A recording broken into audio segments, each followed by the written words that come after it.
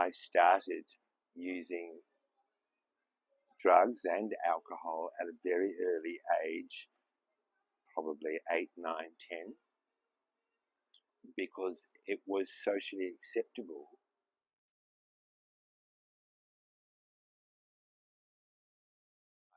I mean, I can remember my mother making alcohol, like making a thing called Kahlua. I can vividly remember. And we were in the kitchen with her as it was done, and we all tried it. I think the social or the reason that I drank to excess, I didn't know at the time, but it was probably to keep up. I was put in a situation, I can vividly remember, in my early teenagehood, so probably 14, 15 age bracket there, where I was involved in a theatrical society. I used to be in a children's theatrical society, and then I left school. And once you left school, then you had to leave that theatrical society and you went to the adults theatrical society. And because my family unit wasn't terrific, I mixed very much with the adults and travelled into town, if you like, to go to rehearsals and get involved and then do the socialising afterwards. And they all drank. And so I obviously thought that I could too and keep up. And it was probably peer pressure that I wasn't aware of at the time, but if they can do it, so can I. And it was allowed to be done. And then we got drunk and hung over and carried on the next day and did it again and again. But you're young and resilient. And did I know it was addiction? No. Did they tell me, or was addiction? Addiction wasn't really something that was talked about, I suppose, or especially for someone of my age. I mean, I can remember doing my driver's license at the age of 15 and being drunk. I went out to a winery. I lived in a country area. We went to a winery with a group of kids after school, and I had my driving test at maybe 6 o'clock that night. We went to a winery after school, and I was absolutely smashed. I remember getting home, throwing up all through my bed and whatever, getting cleaned and washed, and Mum called out, the driving instructor's here to take you for your test, and I jumped in the car and off I went, and they probably knew I was drunk too, but was it classified as addiction? No. So it started at a young age. A very, very young age, but it never occurred to me, and I didn't probably even know what the word addiction was or addict was. I mean, if I did, it would be associated with that person on the street that was homeless, a bum, of a very low socio-economic look, feel, smell, whatever. It certainly wasn't where I came from.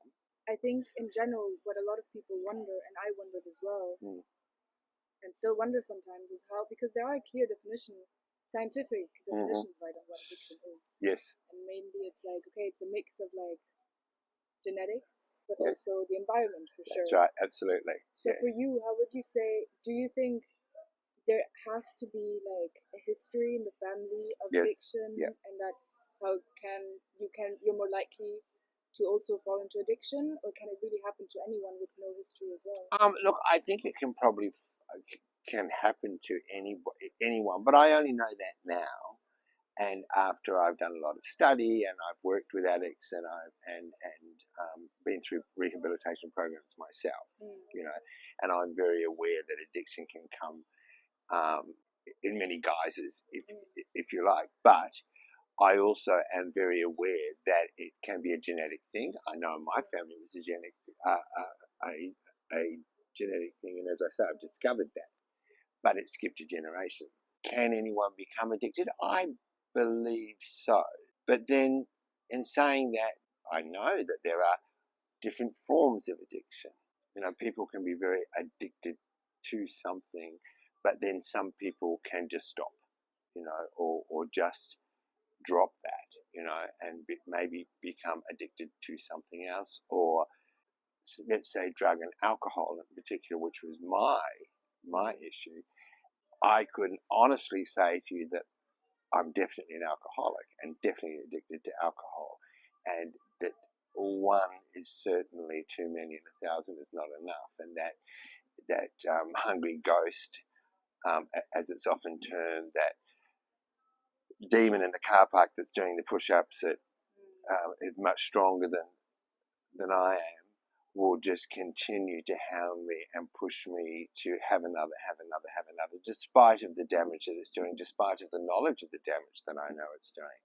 But give me some other form of drug, and alcohol is a drug, for instance, methamphetamine, and I can have a wild time on it, but I don't have the same compulsion, the same desire, the same need, that same uncontrollable urge to want more and more and more and more and more. Can you describe that, what you're going through when you're like this craving, right? They call it craving. Yep. Can you describe the sensation of like what goes on? Like, why is it that you can't stop? Why do you think some can stop and say like, okay, I've had enough now, let me go home, or let me go and sleep, or let me stop? Yeah. And some can't. How do you describe that sensation? That's a really hard one. A lot of people ask me this one. It is just an absolute compulsion and need to feed my body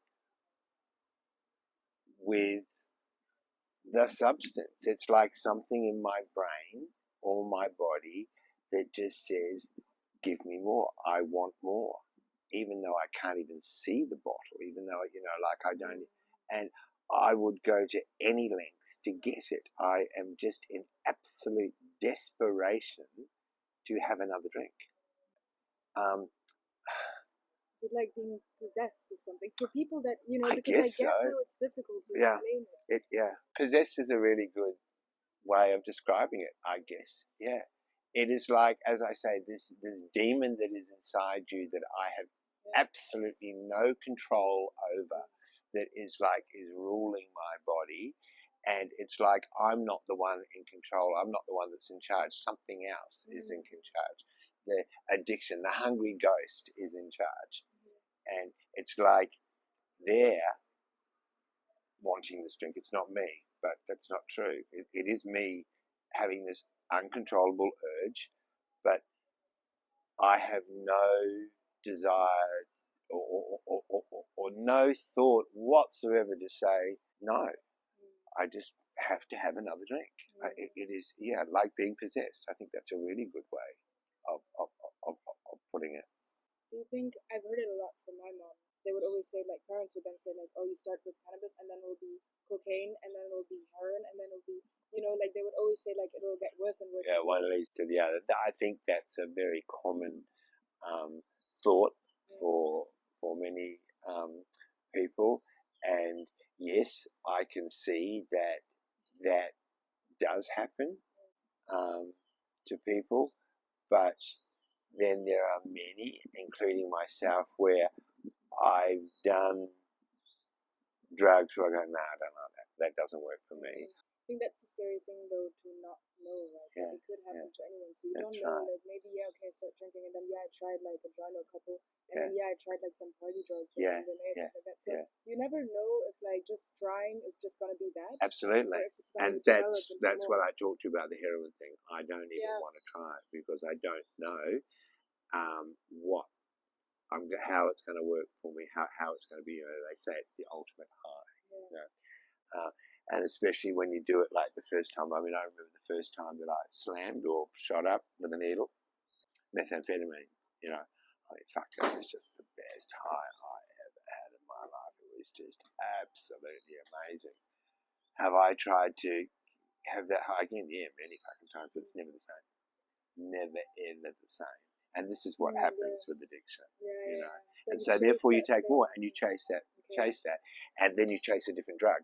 And I think this is what they're talking about, That's where also the question comes in of like, I suppose you may be more at risk if there's like a sort of emptiness inside of you, like whether that be, or I don't know if that's true, but that's what I would think. Like maybe there's some kind of, and some maybe say for some it was trauma, for some it was more like just depression, for some it was just like unsatisfaction. Like, do you think maybe these people could be more likely to fall into addiction because then those are the ones, and then it becomes a habit as well. Okay, so now you're talking about the reason for. there is definitely, and especially now that I've been through rehab and I've worked in rehabs and I've listened to many, many stories.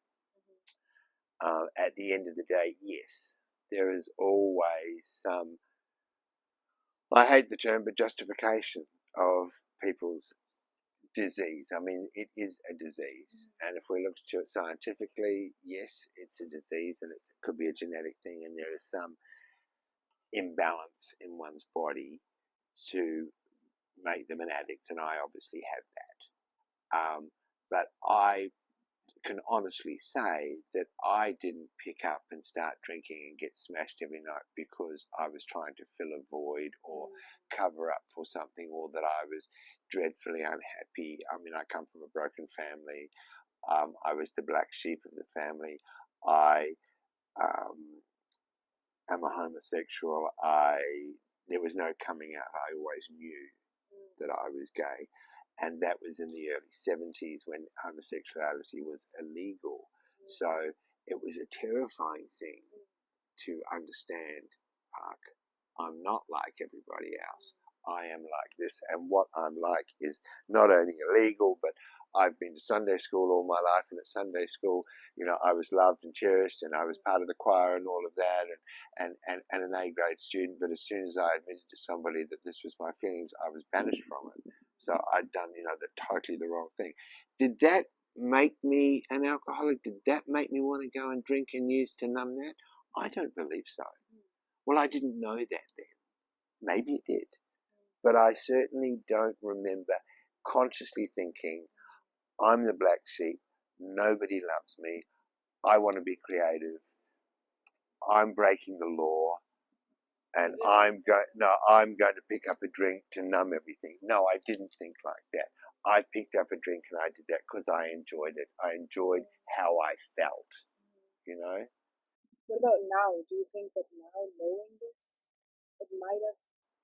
Oh, no, now, yeah, sure. Maybe subconsciously, all that trauma as a child and all that confusion and that being, you know, on the outer and wanting to be accepted, and that self-approval seeking and all of that, and trying to keep up. Yeah, sure. Now I can look back at that, and as I say, I can justify it, you know, if or there are reasons for it. But at the time, no.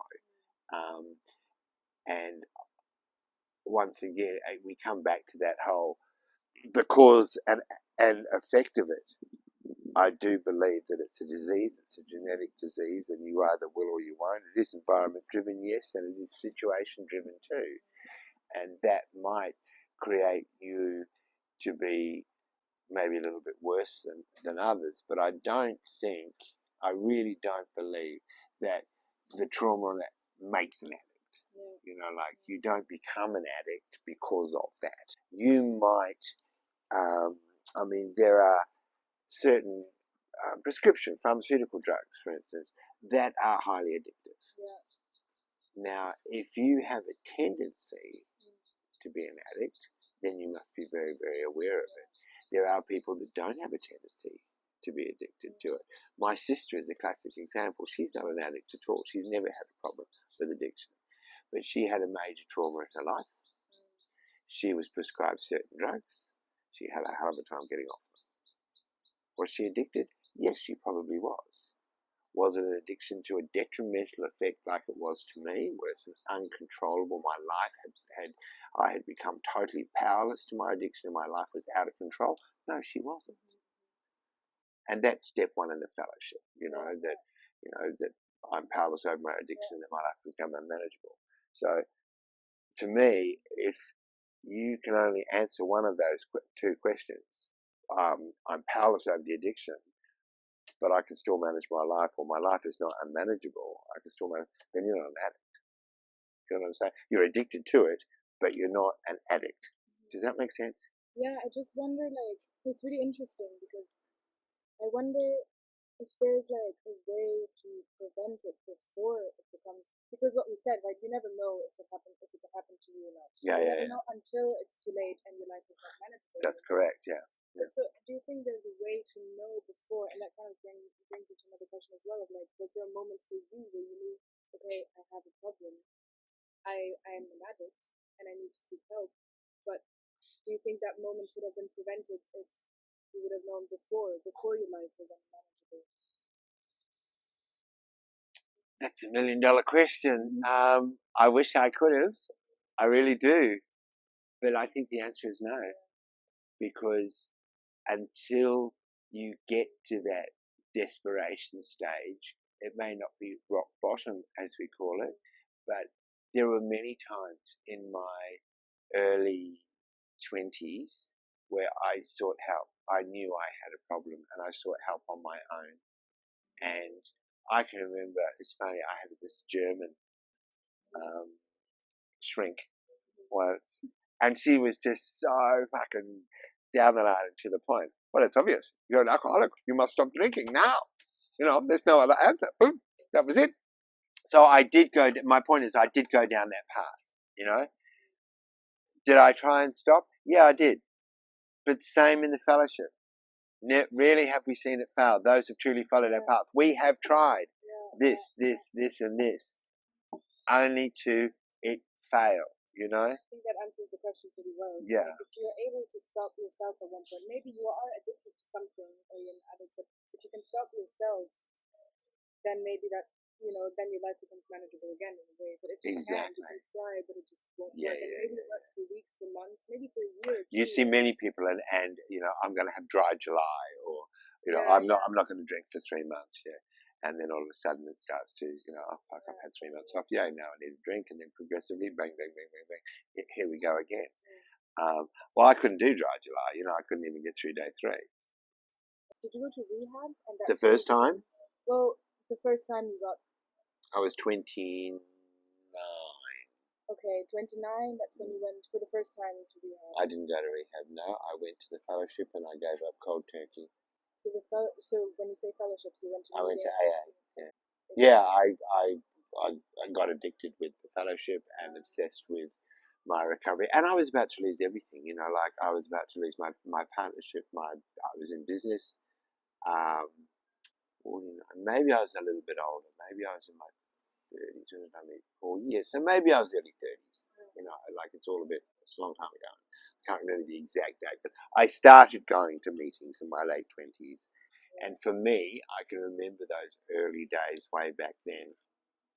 And it became an absolute challenge. Like I'm always wanting to be the best. I always want to, like the blue ribbon is the only ribbon I want. I'm a very competitive person, and I was probably brought up that way, There's no prizes for second place. So I did the same thing when I can remember when I will show you, I will prove it to you that I can do this, and I will be the A student. I am going to be so. And it became a real challenge, and then, fuck, I was winning. I was winning against this cunt of a disease, I didn't realize it was a disease then, but no, I'm not going to pick up. There was no one day at a time or just take it slow. I didn't understand any of that. I didn't understand the fellowship. I knew I'd been to the fellowship. There were other people that told their story, and I could relate to it. There were people that cared for me, that understood, that helped me, that knew exactly how I felt, and there was comfort in that. But the real comfort that I got, that I could beat this, I'm stronger than this. I've won challenges before, and I'm going to win this race as well. And that's what really got me motivated to stay there in the early days. And when I got to about, I suppose, 6 months, it was relatively easy. And then you were sober for 25 years. 25 years. So then what led you to actually pick up after 25 years? Well, this is an interesting one. Okay, so there was a number of things that led me to pick up. My personal situation, or my business life at the time, was I'd been in a relationship for some 25 years with the same partner. We had always been in business. We had always worked together. It was an amazing relationship, both physically, emotionally, and professionally. Anyway, so we did everything together, worked together, slept together, partied together, holidayed together, everything 24/7, 7 days a week. So it was, and it got to a point where it was like, fuck, I need some space, or he needs some space, or, and what happened was that about 2 years before my relapse, an adoption agency we were in the real estate business, fell into it because of my partner, but I went along with it. And I loved all the glamour and the glitz of it, don't get me wrong. I mean, I was in the sales and marketing, I dressed up the offices and all of that, but I hated the industry. It was just, I find it a ruthless, scrupulous, untrustful, false, just a hideous business. And it goes against my grain in a lot of ways. So I was very unhappy in my work. But we were very successful. I loved the money, don't get me wrong. A different suit every day and a different pair of shoes, I loved all of that. I've always been like that. And we had this wonderful relationship where I would have the ideas and he would make it happen. And that's how life was and still going that way. Anyway, a couple of years before my relapse, an adoption agency contacted my brother and myself, and informed us that we had a sister that we didn't know anything about. She happened to live in New York, or New Jersey now. She had lived in New York for the past 30 years and lived in New Jersey. She came out to Australia, met me. It was all very fabulous. She was into the arts, theatre, music, ballet. Oh my God, I'm not the black sheep of the family anymore. There's somebody in my family who knows the word ballet. There's somebody in my family that knows the word performing arts. She pointed at the Sydney Opera House and said, when can we go there and do it? My family would come over and go, what's that? So I was like, hallelujah, not only that, she had a daughter who was gay. Oh my God, I'm not the only gay in the village. We went over to New Zealand, we met the whole family. She met my mum. My mum was in serious case of dementia by now, but they identified with each other, and there was no denying she was my sister. She's a spinning image of my mother, absolute spinning image of my mother.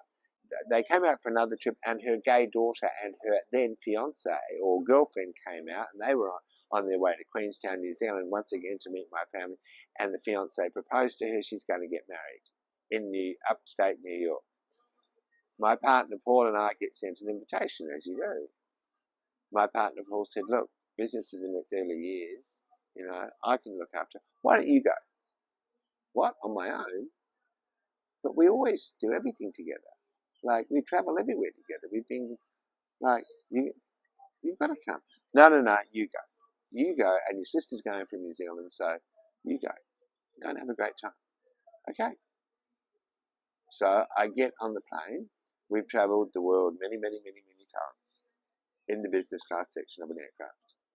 I get on the plane with my business class ticket, and I get immediately upgraded to first class. Sydney to New York. Got pushed into first class cabin. They come round with a bottle of Dom Perignon, 1964, my birth year. Glass of champagne before we take off. I'm beside myself. I've been sober for 25 years.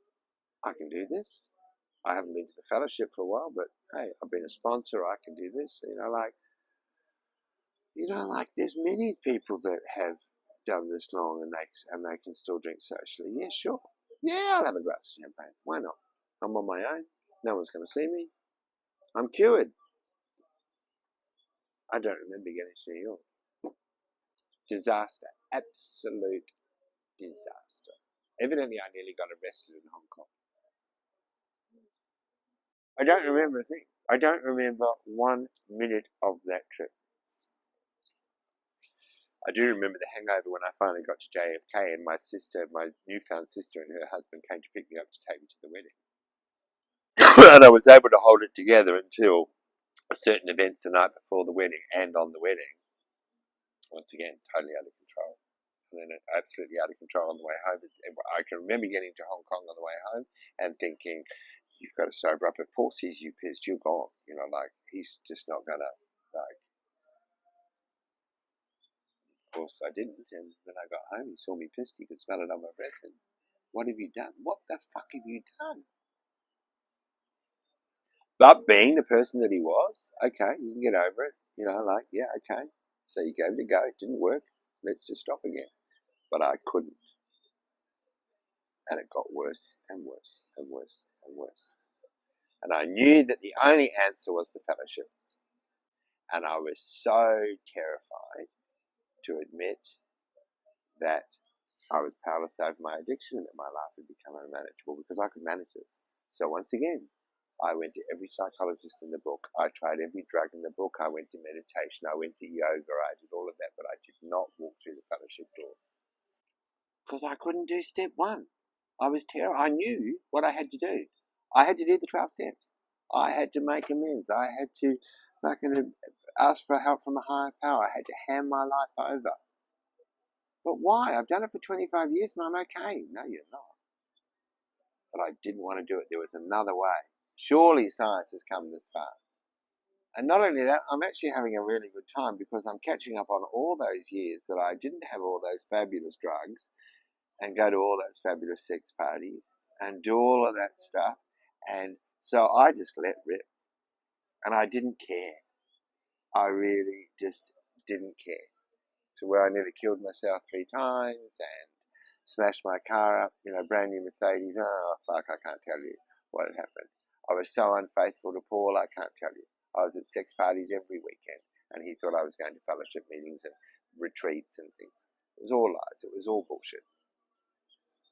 And it wasn't until I woke up one morning with the smashed coffee table, glass top coffee table everywhere, and the laptop was open with Hope's website there, or when I pressed on Hope's website came up, and a letter from my partner saying, you've got to do something about this or it's all over. Like, I'm going to the lawyers this afternoon unless you make this phone call or you do something. And I rang Hope. How do you feel now? Cool. Yeah, good. Good. How did I go? Yes. I mean, more as in like how, how is it for you to share the story again? I love sharing my story. I love talking about myself. No, I do. And you know what I'm like too. The fact that I can be of benefit to you means an enormous amount to me. And that's not. I have learned. This is something I've learned very recently in my life. Is that it's not you going thank you back to me for it. I'm not doing it for you to say, oh, Robbie, you were fantastic. I mean, that's nice. But I'm doing it to say, fuck, that felt good for me, and every time I tell my story or every time I get to talk about my life, my addiction, whatever, it's a very healthy thing to do, and to be totally honest and to be totally open and not have any shame, guilt, remorse, regret. Sure, that's all still there, but I know how to deal with that now. I didn't before, there's a lot of people that still can't do that, But the very fact that I know, like me being here, if I help somebody that much, then it's made my day,